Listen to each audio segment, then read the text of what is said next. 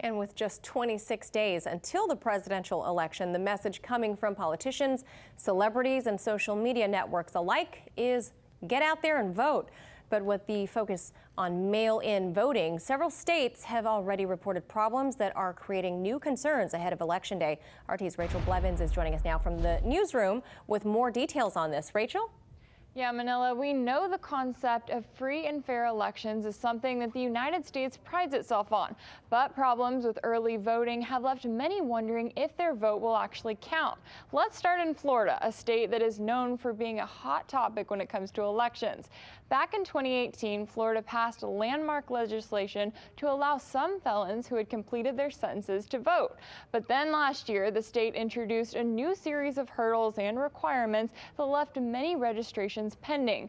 A recent investigation led by ProPublica found that now, although Florida officials have not removed any felons from the rules for owing fines or fees, it's still unclear whether those whom the state fails to prune are entitled to vote after all, or may even face prosecution if they do. On the topic of registration, Florida state officials are now facing a lawsuit after their website crashed due to heavy traffic on Monday, which just happened to be the deadline for voters to register. While they extended it another day and claimed that more than 50,000 successfully registered on Tuesday, civil rights groups are calling for an additional 2 days to be added. While the U.S. is still trying to limit in-person crowds, the focus for many states in 2020 has been to encourage voting by mail. But that hasn't come without problems. As early voting kicked off in Ohio this week, the Franklin County Board of Elections confirmed that a significant number of voters who requested absentee ballots reported receiving the wrong ballots altogether. The board is now scrambling to make corrections. Similar concerns were reported in New York City, where residents took to Facebook to share that some absentee ballots had been confused with military ballots. This is how people vote. And to have that moment where something that you do believe is a legitimate, safe way to vote, and to have that moment and see that there is an error in your ballot shakes you. And you don't want to be shaken because you want to feel good about voting. Meanwhile, residents across Los Angeles County reported receiving not just one, but up to 3 ballots in the mail, raising concerns that it would allow many to cast multiple votes for the candidate of their choice. And some residents in New Jersey didn't receive a ballot at all. This week, a U.S. Postal Service mail carrier was charged with discarding nearly 2,000 pieces of mail, which included nearly 100 general election ballots. Now, so far, millions of ballots have already been submitted by mail across the U.S., but growing concerns over when ballots will be counted, how many will be rejected, and how they will influence the outcome have continued to have an impact on American voters. Reporting in the newsroom, Rachel Blevins, RT. Now, with an already contested election before Americans even go to the polls, even Europeans are weighing in about America's ability to execute a truly free and fair election. Really, only 1 out of 10 Europeans surveyed believe that U.S. elections are going to be free and fair. But between the controversy of mail-in ballot fraud to felons' ability to vote in Florida, gerrymandering, the list goes on. No matter what side of the aisle, confidence in elections 2020 comes into question. So joining us to discuss is co-founder of Code Pink, Medea Benjamin is joining us. Hello, Medea. Nice to see you. It's been a while. Thanks for joining us. It has. Nice to be on with you, Manila.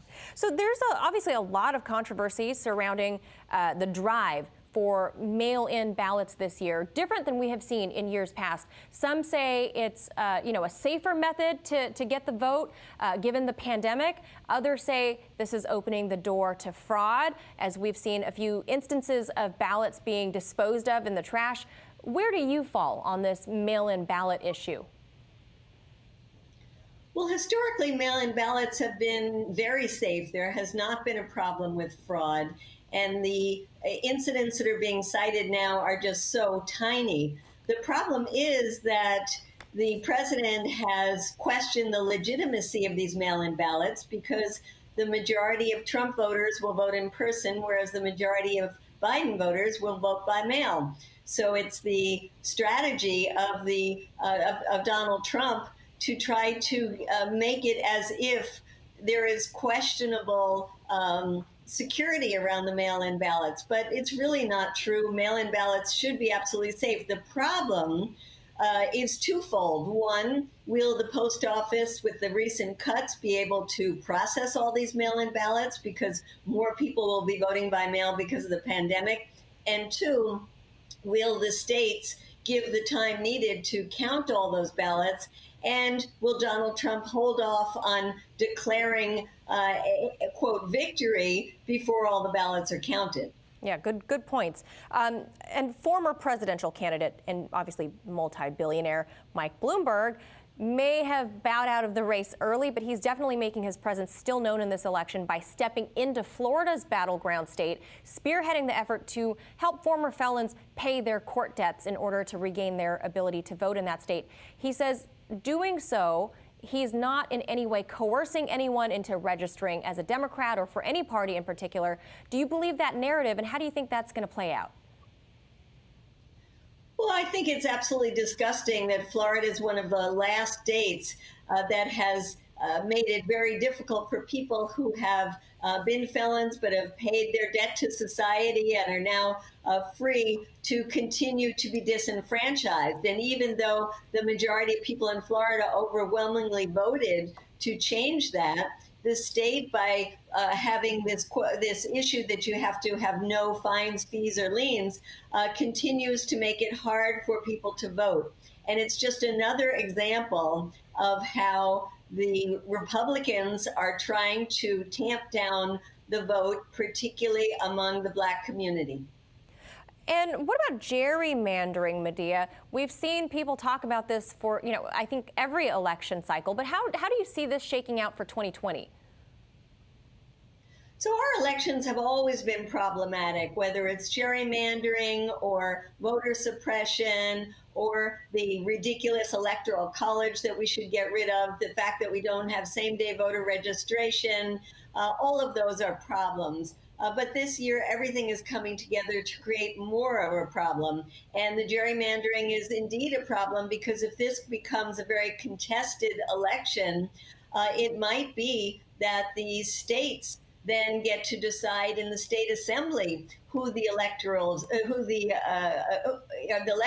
are in the electoral assembly. And that will be extremely problematic and will go against the popular vote even more so than it has happened in the last elections. Yeah, that's right. Where we draw the lines for different districts are going to impact how the Electoral College is doled out. And lastly, the DOJ is easing constraints on election fraud inquiry. Why would they do that? And how is that even helpful to this democracy? It's not helpful. There should be no constraints on that.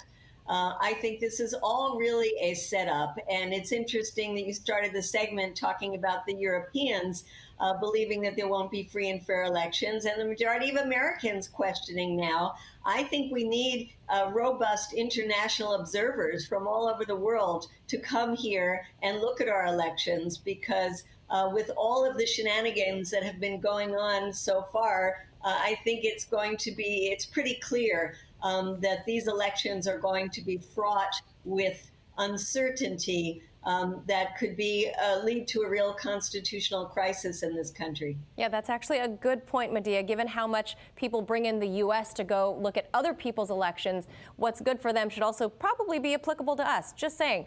Medea Benjamin, always good to see you. Thank you so much for weighing in on this. Thanks for having me on.